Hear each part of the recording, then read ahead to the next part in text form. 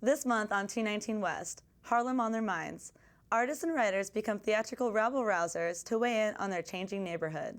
I was living here when nobody else wanted to be here. I feel like a visitor, like a stranger.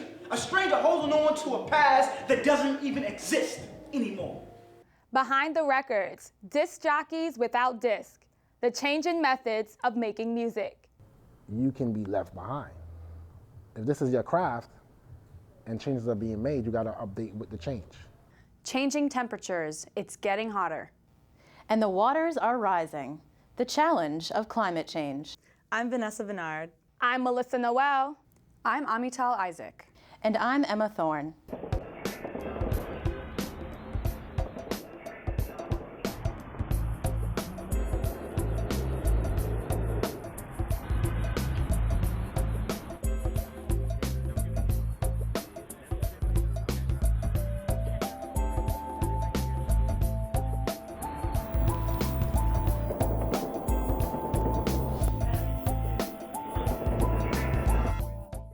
We begin our program with the environment, the natural world, the man-made world, and the growing impact they're having on each other. A substantial majority of scientists is convinced that climate change is accelerating, and a recent poll suggests that the public is drawing a connection to their own lives. 7 out of 10 people said that they believe global warming is affecting the weather. More and more, the public is being exposed to climate-related stories, whether it's on TV, radio, online, or print. Even comic strips that use humor to deal with a serious topic. We're going to take a look at the 2 most prominent aspects of climate change, rising waters and rising temperatures. Looks like a warm summer day in New York, right? Look again. This video was shot on March 21st before summer, and even officially before spring. New Yorkers have just experienced their warmest winter ever. Average temperature in March, 9 degrees above normal. Scientists are saying, get used to it. It's a very real possibility that by the end of the 21st century, winters like this could be a lot more common than they were in the past. Cook is not just talking about New York. Until this year, the national average for a day in March was 42 degrees. This year, the daily average rose to 51 degrees. Throughout the month of March, 15,000 record high temperatures were set in localities across the United States. Why is this happening? All the long-term trends that we see are consistent with the expected response to human-induced climate change. It's hard to explain that unless you consider human greenhouse gas emissions and their impact on the climate. The biggest culprit, carbon dioxide, or CO2. 350 parts per million CO2 is the safe upper limit of carbon dioxide in the atmosphere that's allowable for any sustained amount of time. 350.org's goal is to increase awareness of the dangers of greenhouse gases. We're at 392 now, 393, rising, most CO2 parts per million in the atmosphere we've had for the past 800,000 years. Doctors are also suggesting there are consequences for health.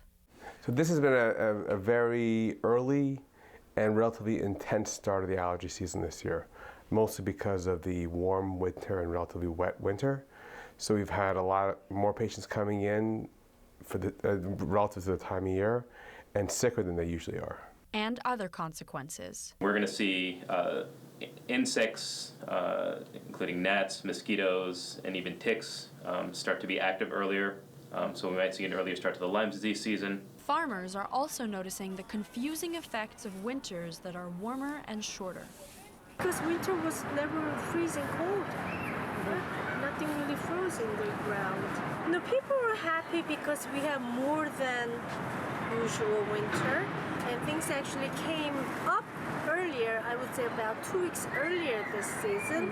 But then again, those crops that do require the cold weather don't have the real strong flavor. They're much milder in flavor.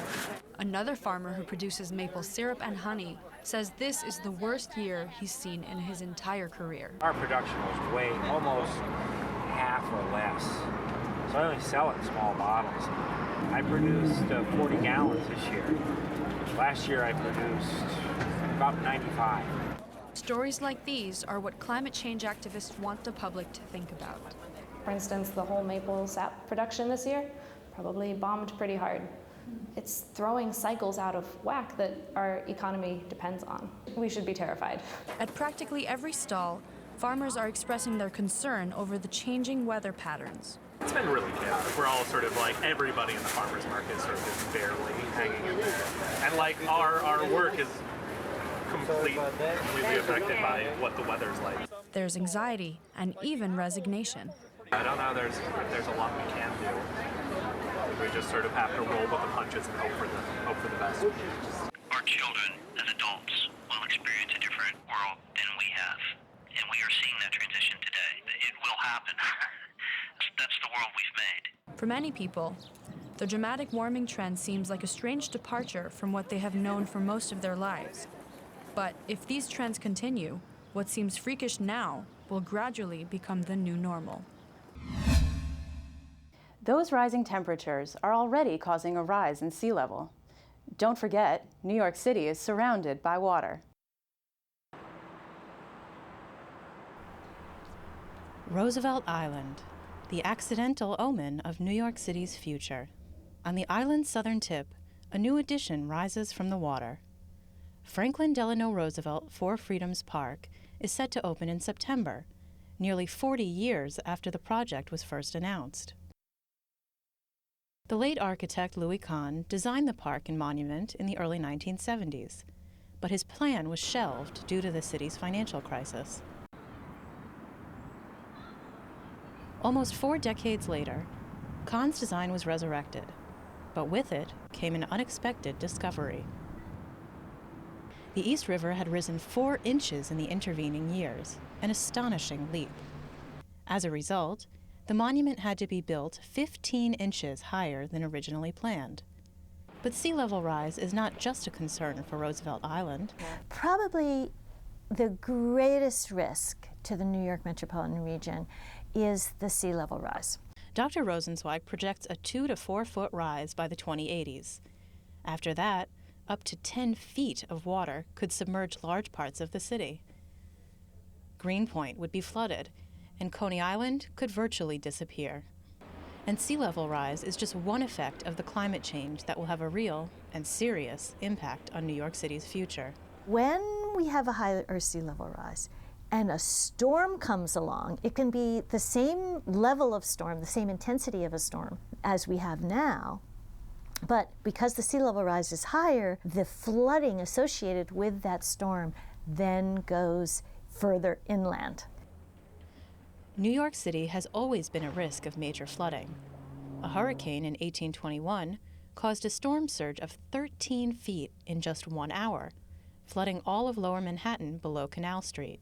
In 1893, another hurricane completely destroyed an island near the Rockaways. But today, the city is far more built up and much more densely populated. Homes, subways, lives, all at risk. So in 2008, New York City launched a panel on climate change. Because make no mistake about it, our failure to act now could well endanger the city that our children will inherit. The panel has galvanized scientists, city planners, engineers, and architects, like Guy Nordenson and Catherine Sievett. Their prize-winning project, On the Water Palisade Bay, offers a vision for a more sustainable Manhattan coast. That includes creating man-made barrier islands and submerging old subway cars to create reefs. The team was inspired by what lay below the surface of the city long ago. One thing that we looked a lot at were the historic mussel beds and reefs of crustaceans that lived on the bottom of the shallow areas of the water, and thought about how those were very beneficial to both cleaning the water and to mitigating wave impacts on the shore. But these ideas are still just that, ideas. Nordenson, for one, sees the need for action, and soon. We need some research both on the simulation side and on the actual full-scale testing side to start happening, to see what these strategies can do for us and how they can work. But New York, cutting edge in so many things, fashion, technology, business, has a chance to be at the forefront of climate change innovation as well. We have an opportunity to step out and say, these are the things we can do now, and we're really testing this on our own city, and this is information that could certainly spread to many other cities which are coastal, not only in the United States, but around the world. But out in Roosevelt Island, the water continues to rise. Emma Thorne, Manhattan.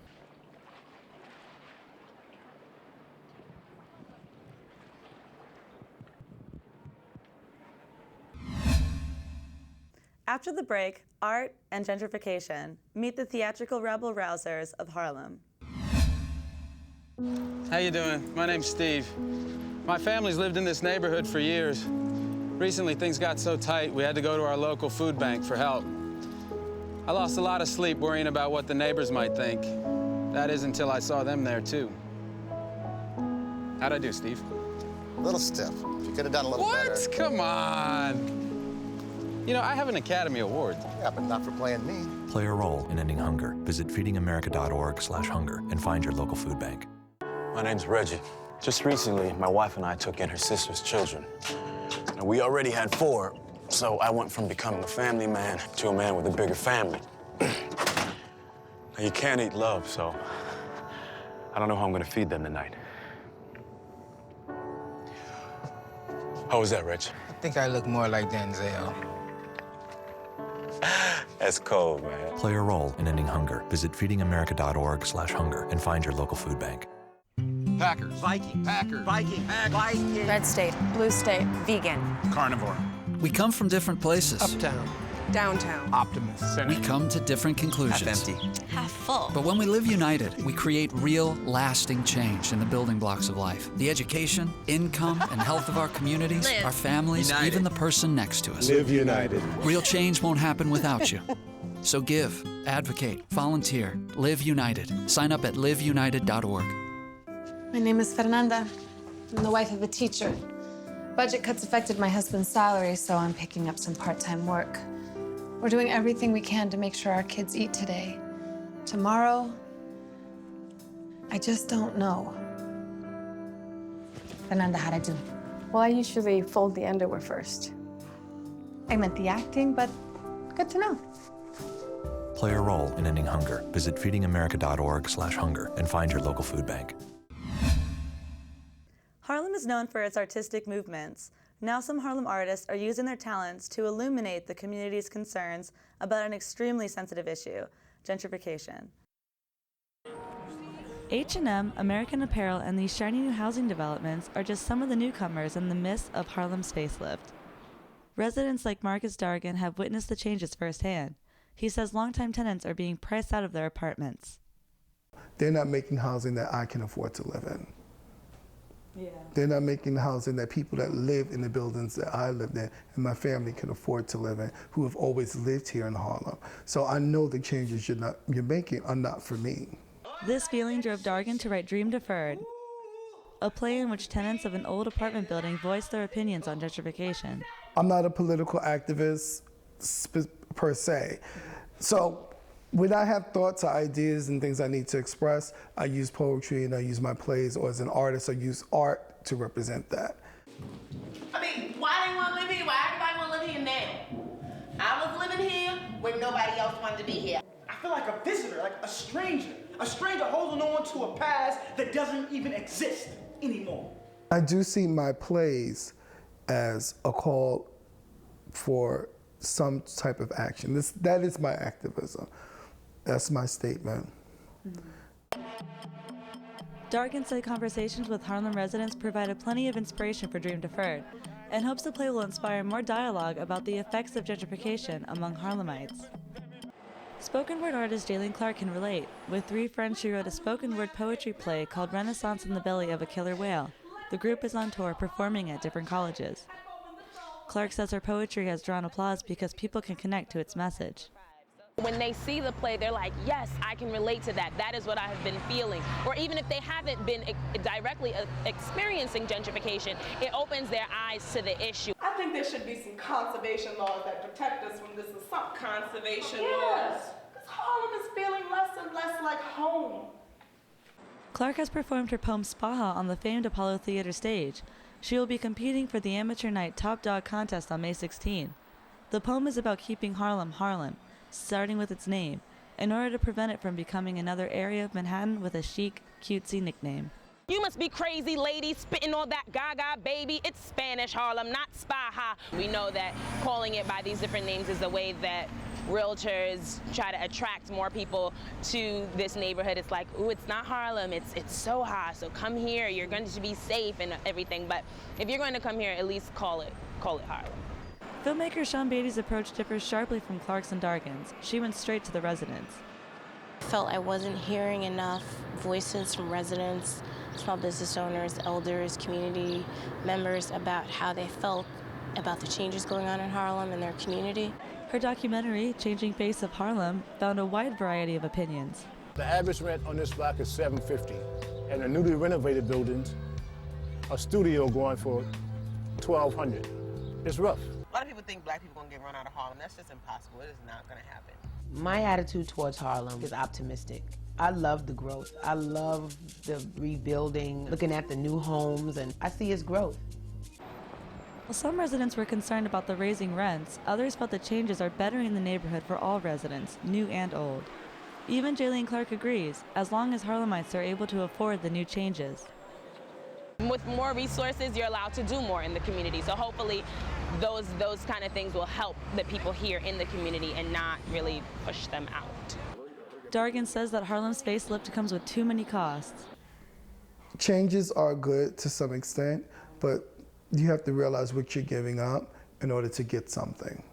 And a lot of times we are giving up our culture, we're giving up our land, we're giving up our property, we're giving up our identity in order, and selling them for things like a Starbucks or a Trader Joe's. You're selling these, you're selling your soul for trinkets. Change here in Harlem isn't expected to slow down anytime soon. As the neighborhood evolves, artists like Dargan, Clark, and Beatty will continue to use the arts to spark dialogue about gentrification at home. For 219 West, this is Vanessa Bernard in Harlem.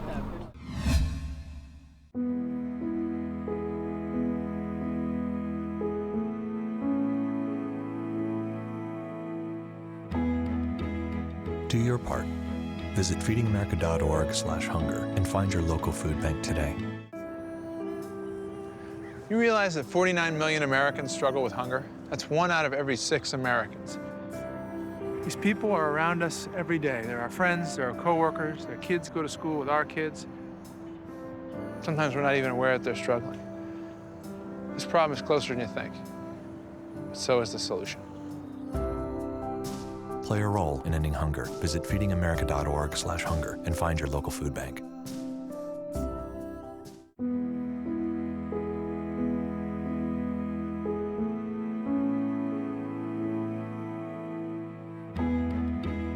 Do your part. Visit feedingamerica.org/hunger and find your local food bank today.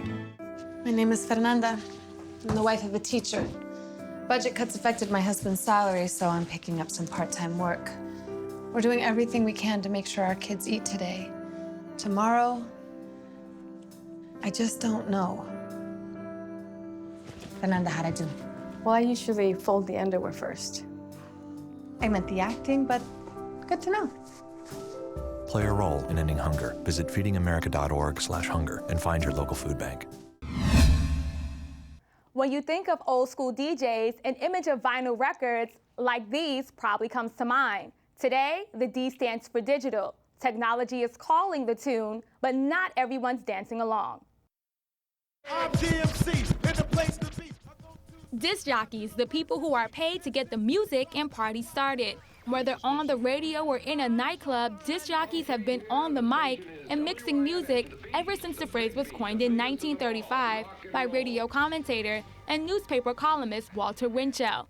For years, even up to today, disc jockeys, or DJs as they came to be known, played records and introduced music. Some are still doing it, but the concept of the DJ has been transformed. Today's DJ is doing much more. As radio DJs were introducing rock and roll to a pop music audience, toasting or speaking in rhythm over music was introduced in Jamaica in the 1950s. About 2 decades later, DJ Francis Grasso popularized smooth song transitions and called it beat matching. And Grand Wizard Theodore gave new meaning to the word scratch when he created it by accident in 1975. He invented the scratch, like the original, like the scratch. If it wasn't for him, a lot of us wouldn't be here right now. I look up to a lot of the older folks, like the old school, what you would call them. To scratch records, old school DJs had to bring every single record they wanted to play to a party. Imagine having to load all the songs on your iPod into crates and then carry them around. It's not, oh, I have more records than you, and have to go out and buy all these records and buy all these records and all these crates. Some DJs today still use turntables and records, but the records themselves are no longer the source of music. They are called control vinyls and are used with digital programs like Serato and Virtual DJ. These songless records allow DJs to physically control the music as if the song were actually on the record. The software is so readily available. You know, before DJs had to buy a mixer and turntables and all of this equipment, but now you can just buy Virtual DJ, you can buy Tractor, and you can just start, and it's cheap and it's accessible, and now there's places like Dubspot and the Scratch Academy that are willing to teach you, so it's definitely a growing community. DJ Valentine spun off her career less than a year ago in the East Village. Low-cost digital programs have made it easier for newcomers like Valentine to break onto the scene. Anyone could really DJ. Like the skinniest little girl could just come with her little bag with her laptop in it and just get on. And like, that's easy. It's more accessible to anyone. DJ Kraft is an instructor at Scratch DJ Academy, where the number of students signing up for classes each semester has increased. The Academy is one of 4 schools in the greater New York City area that trains both amateur and seasoned DJs alike. Over 100,000 people learn how to scratch, mix, and spin at the school's 3 locations every year. DJ schools teach students how to use turntables first and then CDs and new digital programs. So when the technology changes, a DJ can easily adjust. DJ Superbrad of Brooklyn started his career over 20 years ago, when turntables were the only option. When the technology changed, he knew that he had to adapt. You can be left behind. If this is your craft and changes are being made, you gotta update with the change. He now uses software like Serato regularly as a part of his craft. Although digital programs have made it easier, he does believe the classic way must be learned first. Basically, you gotta crawl before you walk. I mean, with the technology now, it's so much easier, but it's a lot of things that are skipped. So the way the programming manipulates the music, you could cheat, but you're not really getting the full 100 of it without using a turntable first. So what is better, turntables, CDs, or software? Each DJ we spoke to had a different personal preference, but they all agreed that a DJ is not defined by what he or she uses, but how they use it. You say to somebody who's just like, you gotta keep it to how it started. To that DJ, I'm gonna say, well, eventually you're gonna switch. Eventually your back is gonna hurt. You're gonna see all of us fly past you with laptops or CDs and be like, damn, it happened. Joining us here in studio is DJ Kraft, an instructor at the Scratch DJ Academy in Lower Manhattan. DJ Kraft, thanks so much for joining us today. All right, no problem. So in the package we just saw, we learned a little bit about how DJing has moved into the new digital age and it's become easier for people to learn how to DJ because of the new technology. Can you explain to us what we're seeing right here, what these things are? What's the technology? Well, basically it's the regular DJ setup, 2 turntables and a mixer, but the new technology added is this box right here and my laptop. So what happens is I have these 2 records. There's nothing really on them. Okay. It's just a binary code that's burned into them.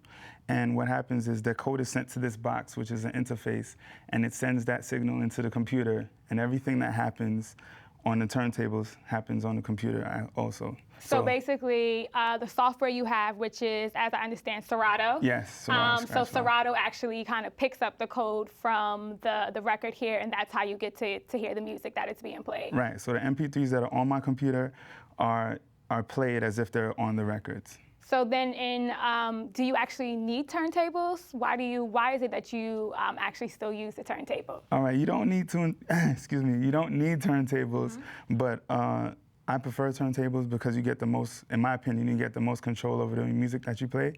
You don't need anything really. All you need is a laptop and the mixer with Serato. Some computer programs, all you need is a laptop, and then you just play the music that way. Okay, so what are some of those programs that you only need a laptop for? Is Serato one of them, or do you need to still use turntables if you're using Serato? With Serato, you need a mixer at the very least. Okay. Some programs have the mixer built into the program, like Tractor or Torque, things like that. Those programs, you don't need anything else. Oh, Virtual DJ, Red DJ. There's a bunch of programs out there that allow you to DJ with just a laptop. But in my opinion, I think Serato's the best. Because you can still have the control with the turntables, right, or more exactly. control with the turntables.